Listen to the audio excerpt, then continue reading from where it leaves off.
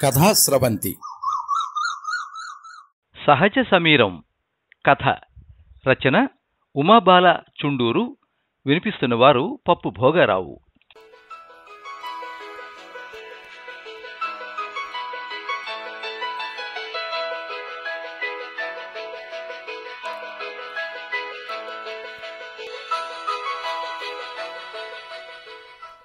అనంతరాంకి ఏం చెయ్యాలో అర్థం కావడం లేదు. కొడుకు సమీర్ నందాని చూస్తూ ఉంటే. కొడుకు 9వ తరగతి చదువుతున్నాడు. మిగిలిన అందరి పిల్లల్లా ఉండడం లేదు. ఒక ఆట లేదు, స్నేహితులు లేరు. మొబైల్ ఫోన్ చూడడు, టీవీ చూడడు. మొత్తానికి ఈ కాలం పిల్లల్లా లేడు. అందుకనే అనంతరాంకి వ్యధగా ఉంది. కొద్దిగా వివరంగా తెలుసుకోవాలంటే గతంలోకి వెళ్ళాలి. అనంతరాం తండ్రి విశ్వనాథ్ గారికి అనంతరాం కాకుండా ఒక కూతురు. ఆయన అమలాపురం దగ్గర ఒక చిన్న పల్లెటూరులో teacher. Anantharam software engineer. Anantharam తండ్రి శిక్షణలోనే ఇంటర్ తర్వాత ఎంసెట్లో కోచింగ్ తీసుకున్నాడు. తండ్రి ఒకటే చెప్పాడు అనంత్కి, నువ్వు ఇంటర్లోని నీ సబ్జెక్ట్స్లో పర్ఫెక్ట్గా ఉంటే చాలు. ఏ పేజీలో ఏముందో తెలిసి అంతగా చదవాలి. ఎక్కడి నుంచి ప్రశ్న ఇచ్చినా జవాబిచ్చేట్టు. ఇక ఎంసెట్ పద్ధతి తెలుసుకుంటే చాలు. నీకు నా మీద నమ్మకం లేకపోతే నిన్ను తప్పక కాకినాడలో గాని విజయవాడలో గాని కోచింగ్ సెంటర్లో జాయిన్ చేస్తాను. నేను డబ్బు ఆదా గురించి ఆలోచించి కాదు చెప్తోంది. నా మీద నమ్మకం, నీ మీద నమ్మకం, అంతే, ఆలోచించు అని. చిన్నప్పటి నుంచి తండ్రి గురించి తెలిసిన అనంత్, మీరు చెప్పండి నాన్న అని తండ్రికి వదిలేశాడు. తండ్రే అప్పుడప్పుడు టెస్టులు పెట్టేవాడు. ఫిజిక్స్, కెమిస్ట్రీ, మ్యాథ్స్లో. తన శక్తినంతా ధారపోసి కొడుకు పరిణతి సాధించేలా తర్ఫీదిచ్చాడు. కొడుక్కి రిలాక్స్ అయ్యే టైం కూడా ఇచ్చేవాడు. ఆటలకి పంపించేవాడు. కొడుకుని ధీటుగా తయారు చేశారు. కాకినాడ సెంటర్ కాబట్టి అక్కడే హోటల్లో ఒక రూమ్ తీసుకుని ముందు రోజే వెళ్లి అక్కడుండి మర్నాడు కొడుకు చేత పరీక్ష రాయించారు. అద్భుతం ఏంటంటే కొడుక్కి ఎంసెట్లో 248వ ర్యాంక్ వచ్చింది. అందరూ ఆశ్చర్యపోయారు. కోచింగ్ సెంటర్స్ వాళ్ళందరూ వెనకబడ్డారు. వాళ్ల దగ్గర చదివినట్టు చెబితే లక్షల్లో డబ్బిస్తామని కూడా ఆశపెట్టారు. విశ్వనాథం గారు ససేమిరా ఒప్పుకోలేదు. కొడుక్కి హైదరాబాద్ ఉస్మానియాలో ఫ్రీ సీట్ వచ్చింది. అనంత్ ఇంజనీరింగ్ కంప్లీట్ చేశాక గేట్ ఎంట్రన్స్ పరీక్ష రాసి సీటు తెచ్చుకుని చెన్నైలో ఎంటెక్ చదివాడు. అనంత్కి మొదటి నుండి విదేశాల్లో చదవాలని లేదు. విశ్వనాథం గారు కొడుకు పై చదువు విషయం కొడుకు ఇష్టానికి వదిలేశారు. క్యాంపస్ ఇంటర్వ్యూలో అనంత్కి ముంబైలో సాఫ్ట్వేర్ కంపెనీలో ఉద్యోగం వచ్చింది. తర్వాత 1-2 కంపెనీలు మారిన అనంతరం హైదరాబాద్లో ఉద్యోగం వచ్చింది. అనంత్ తన క్లాస్మేట్ పంజాబీ అమ్మాయిని వివాహం చేసుకుంటానంటే కూడా అభ్యంతరం లేకపోయింది విశ్వనాథం గారికి. కోడలు పంజాబీ అయినా వెజిటేరియన్ అవడంతో అస్సలు సమస్య లేకపోయింది. లేకపోతే ఆయన భార్యకి కొంచెం నచ్చచెప్పి ఒప్పించాల్సి వచ్చేది. అంతే. అనంత్కి ఒక కొడుకు, పేరు సమీర్ నందా. ఆ అబ్బాయి 2వ తరగతి చదువుతూ ఉంటే అనంత్ డైరెక్టర్ అవడం వలన ఒక ప్రాజెక్టు మీద యుఎస్ పంపించారు. ఒక 2 ఏళ్లు ఉండాల్సి రావచ్చు అక్కడ సుమారుగా అని చెప్పారు. అప్పటికి అనంత్ భార్య ఉన్ముక్త 5వ నెల గర్భవతిగా ఉంది. 2 ఏళ్ల కోసం ఇక్కడ చదువు మాన్పించి కొత్త వాతావరణంలో పిల్లాడిని ఇబ్బంది పెట్టడం ఎందుకని తన కొడుకుని తండ్రి దగ్గర ఉంచి వెళదామని అనంత్ అనుకున్నాడు. ఉన్ముక్త కూడా అతని ఆలోచనను సమర్థించింది. తన పేరెంట్స్ చండీగఢ్లో ఉంటారు. తన కొడుక్కి అది ఇంకా కొత్త వాతావరణం అవుతుందనుకుంది. తాతగారి ఇంటికి తరచూ వెళ్ళొస్తూ ఉంటాడు కాబట్టి తాత బామ్మలతో సమీర్కి కూడా బాగానే సాన్నిహిత్యం ఉంది. దాంతో వాళ్ల దగ్గర ఉండేందుకు సమీర్కి ఏమీ అభ్యంతరం లేకపోయింది. అనంత్ వాళ్ళు తండ్రి దగ్గర కొడుకుని నిశ్చింతగా వదిలి అమెరికాకి వెళ్లిపోయారు. సమీర్ తాతగారి ఊళ్ళో స్కూల్లో చేరాడు. అప్పటికి ఆయనకి ఇంకో 2 ఏళ్లు సర్వీస్ ఉంది. మనవడితో వాళ్ళ కాలక్షేపం బాగా ఉండేది. సమీర్కి కూడా ఆ ఊరు, పరిసరాలు, పచ్చదనం, చెరువులు, కాలువలు బాగా నచ్చేశాయి. ఇంటికొచ్చి హోంవర్క్ చేసుకుని బాగా ఆడేవాడు పిల్లలతో. ఈలోపు అమెరికాలో అనంతకి ఆడపిల్ల పుట్టింది. విశ్వంభర అని తండ్రి పేరు కలిసి వచ్చేట్టు పెట్టాడు. విశ్వనాథం గారు ఒక 4 పిల్లలకి ట్యూషన్ చెప్పేవారు. తాతగారే మనబడి చదువు పర్యవేక్షించేవారు. ప్రత్యేకంగా ట్యూషన్స్కి వెళ్లకుండా స్కూల్కి మాత్రమే వెళ్ళొచ్చి రాత్రి 1 గంట చదువుతూ హోంవర్క్ చేస్తే సరిపోయేది సమీర్కి.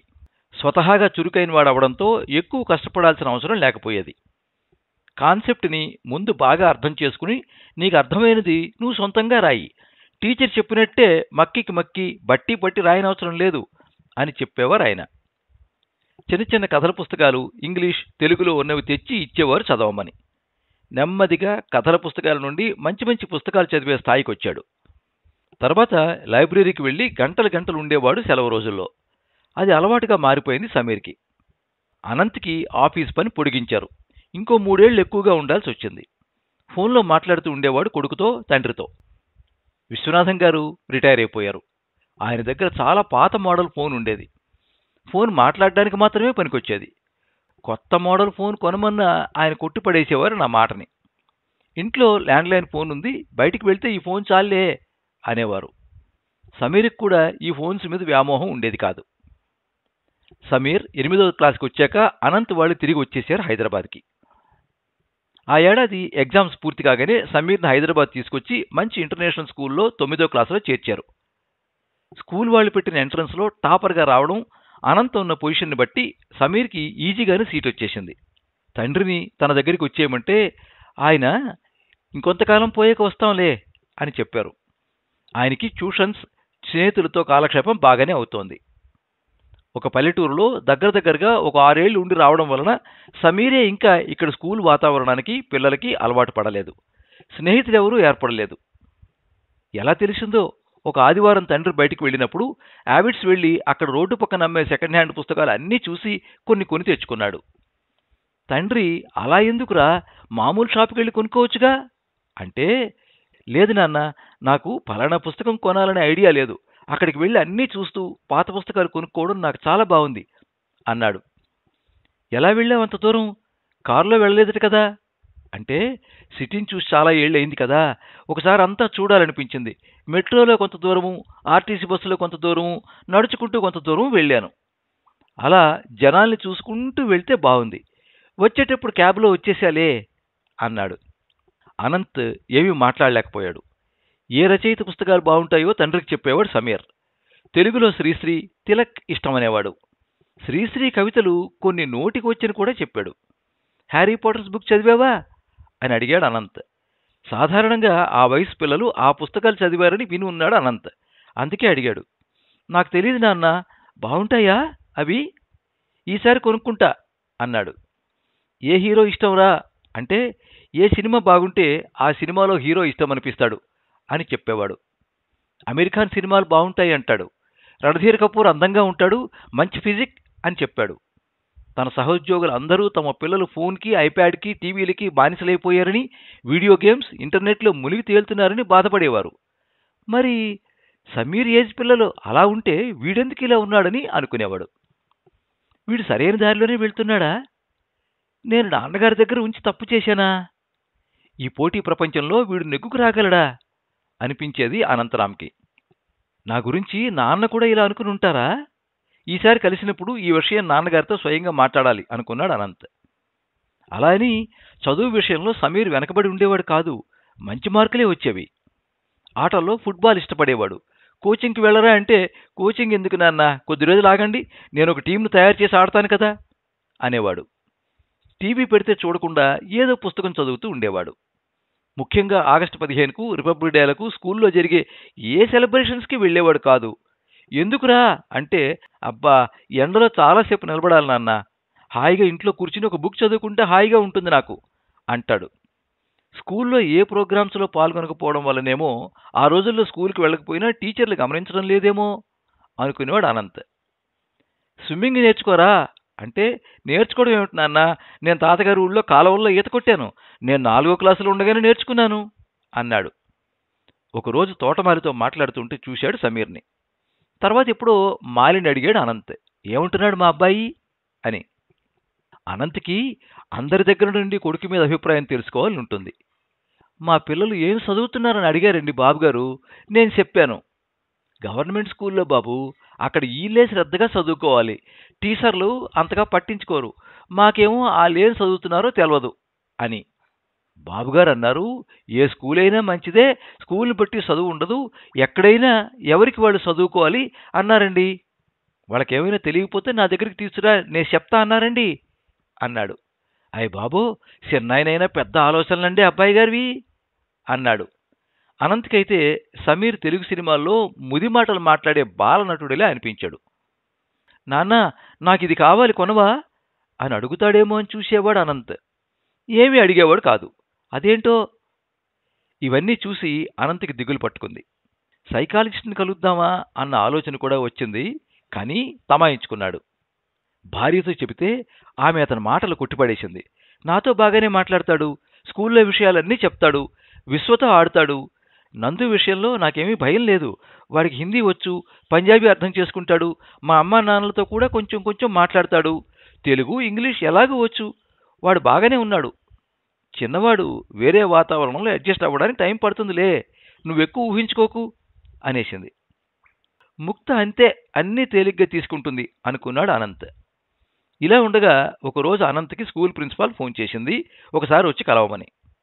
అప్పటికప్పుడు ఆఫీసులో చెప్పేసి భార్యను తీసుకుని మరీ వెళ్ళాడు అనంత్. కొడుకు గురించి ఏం చెప్తారో అని ఆందోళనగా ఉంది అనంత్కి.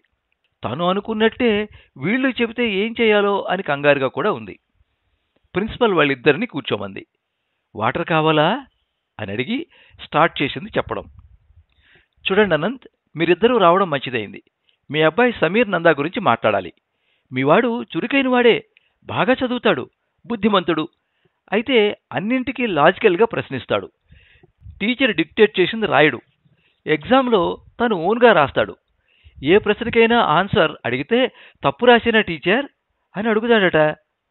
తప్పు కాకపోయినా అందరూ ఒక పద్ధతిలో ఉంటే ఇతనొక్కడు వేరేలా ఉండడం ఏంటి? అసలు ఈ ఎగ్జామ్స్ ఎందుకు టీచర్ అంటాడట. ఒక్క రోజులో చదివి పాస్ అవ్వచ్చు, ఒక వారం చదివితే ఫస్ట్ క్లాస్లో కూడా పాస్ అవ్వచ్చు. వీటి ద్వారా ఎలా డిసైడ్ చేస్తారు స్టూడెంట్ ఎబిలిటీని అంటాడట. మీరు ఈరంతా అన్ని టెస్టుల్లో పెర్ఫార్మెన్స్ని బట్టి నెక్స్ట్ క్లాస్కి పంపించండి. ఈ పరీక్షలు ఇదంతా ట్రాష్, శుద్ధ వేస్ట్ అన్నట్లు వాదిస్తాడట. వచ్చే సంవత్సరం 10th వస్తాడు. అదొక బెంచ్ మార్క్ లైఫ్లో. మేము చెప్పినట్లు విని ఎగ్జామ్స్లో రాస్తే బాగుంటుంది. అన్నట్లు మీ వాడికి బయట ట్యూషన్ ఉందా అని అడిగింది ఆవిడ. లేదు అన్నారిద్దరు. అవునా అని ఆశ్చర్యపోయింది ఆవిడ. నేను మీ అబ్బాయి గురించి తెలుసుకున్నాను ప్రత్యేకంగా. ఇండిపెండెన్స్ డేకి రాడు, రిపబ్లిక్ డేకి రాడు, ఏ స్కూల్ ఫంక్షన్కి రాడు, వేరే ఏ యాక్టివిటీస్లోనూ పార్టిసిపేట్ చెయ్యడు అంటూ ఫిర్యాదు. క్లాస్ టీచర్ వచ్చింది ఈలోపు. ఆమెను అడిగారు క్లాసులో ఎలా ఉంటాడు అని. ఆమె ఏమీ కంప్లైంట్గా చెప్పలేదు. పాఠాలు శ్రద్ధగా వింటాడట, సందేహాలు అడుగుతాడట, 2-3 బాగానే ఉంటాడట, అమ్మాయిలతో కూడా మాట్లాడతాడట, సహ విద్యార్థుల నుండి కూడా సమీర్ మీద ఏమీ కంప్లైంట్స్ లేవని చెప్పింది టీచర్. కాకపోతే తక్కువ మాట్లాడతాడని, అందరిలా అల్లరి చేయడని కూడా చెప్పింది. అయితే మ్యాథ్స్ చెప్పే టీచర్ని స్కూల్ వాళ్ళు తీసేశారట. అది తెలిసి సమీర్ 2-3 అబ్బాయిలతో వచ్చి ప్రిన్సిపల్ని అడిగాడట, ఎందుకు ఆమెను తీసేశారు అని. ఆమెని లీవ్ వేకెన్సీలో తీసుకున్నారట, క్వాలిఫైడ్ కాదట. క్వాలిఫైడ్ కాకపోతే ఏమైంది, బాగా చెప్తున్నారు కదా, మాకు బాగా అర్థమవుతున్నాయి, ఆమెను ఉంచండి అని అడిగాడట. మాకు కొన్ని రూల్స్ ఉంటాయి, పిల్లలకి చెప్పాల్సిన అవసరం లేదు, ఇలా అడగడం సరికాదు అంది ఆవిడ. అనంతరాంతో పాటు ఉన్ముక్త కూడా చెప్పింది, లేదు మేడం, మేము మా అబ్బాయికి నచ్చ చెప్తాం అని.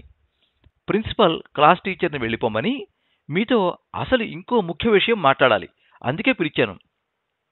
ఈ మధ్య మా స్కూల్లో ఒక సంఘటన జరిగింది. జరగకూడనిదే. మా స్కూల్లో మేల్ పీటీ టీచర్ ఒక 10th క్లాస్ అమ్మాయితో మిస్బిహేవ్ చేశాడట. ఆ టైంలో మీ సమీర్ ఆ రూమ్లోకి వెళ్ళాడట బాల్ తీసుకోవడానికి. ఆ టీచర్ ఇద్దరినీ బెదిరించారట ఈ విషయం ఎవరికీ చెప్పొద్దని.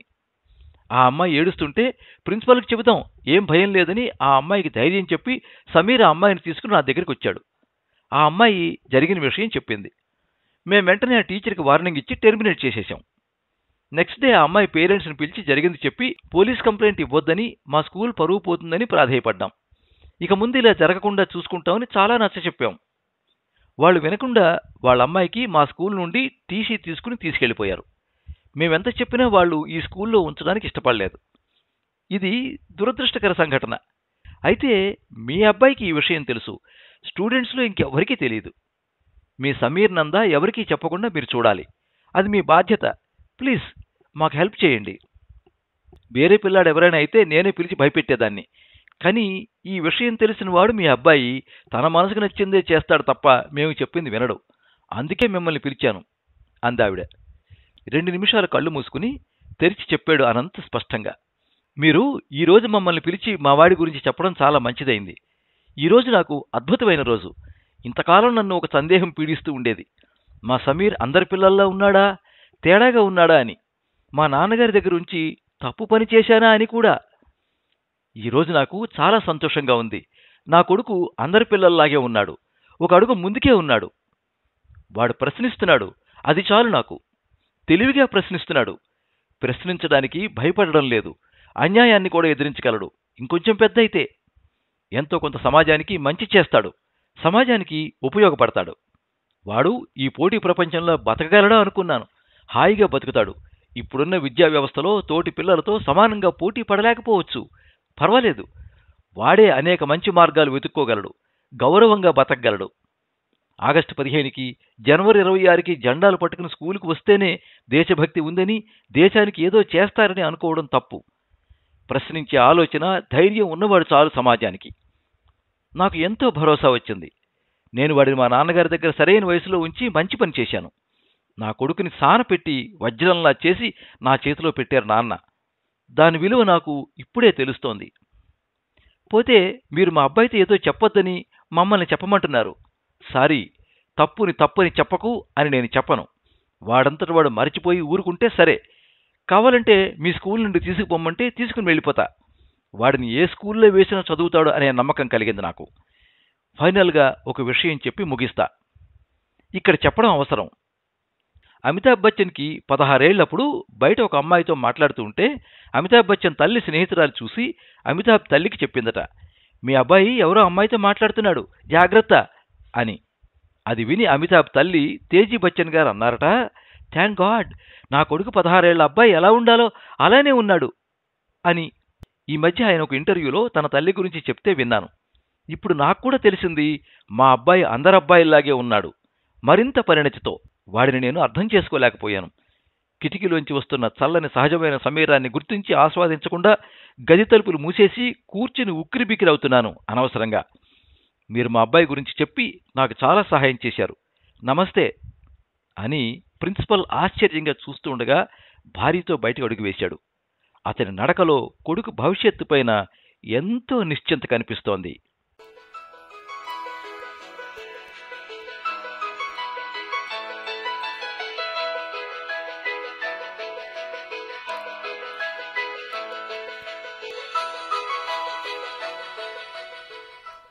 మీరింతవరకు సహజ సమీరం కథ విన్నారు. రచన ఉమాబాల చుండూరు. వినిపించినది పప్పు భోగారావు. ఈ కథ ఈనాడు ఆదివారంలో ప్రచురించబడింది. ఈ వీడియోని లైక్ చేయండి, మీ మిత్రులందరికీ షేర్ చేయండి. ఇలాంటి మరిన్ని మంచి కథలు వినిపించడానికి ఈ ఛానల్ని సబ్స్క్రైబ్ చేసుకోండి. పక్కనే ఉండే బెల్ ఐకాన్ని క్లిక్ చేస్తే ఇలా అప్లోడ్ చేసే వీడియోల వివరాలన్నీ కూడా మీకు ఎప్పటికప్పుడు నోటిఫికేషన్ ద్వారా తెలుస్తాయి. ఎప్పుడు మీ అభిమానాన్ని కోరుకునే పప్పు భోగారావు. సర్వే జనాః సుఖినో భవంతు. కథా స్రవంతి